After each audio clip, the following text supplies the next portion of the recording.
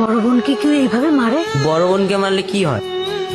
বোনকে মারলে কেউ ভালো ভাই হতে পারে না, আর ভালো ভাই হতে না পারলে বোন যখন বড় হবে, ওর যখন বিয়ে হয়ে যাবে, ওর শ্বশুর বাড়ি তুমি যাবে না, তখন কি তোমাকে বড় বোন ডিম ভাজি করে খাওয়াবে?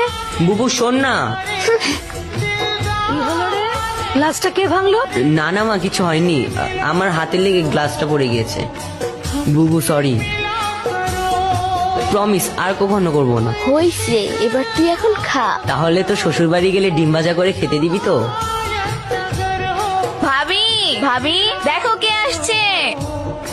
জান্নাত, কেডা এটা?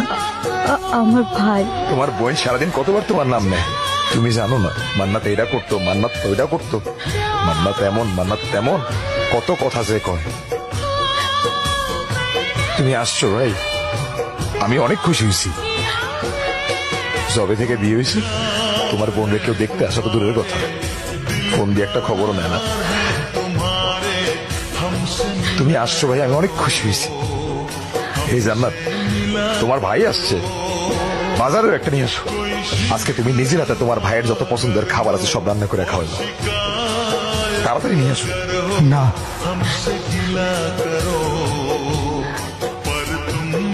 কেন? ও বুঝছি, তুমি মনে হয় আমার কথায় কষ্ট করো।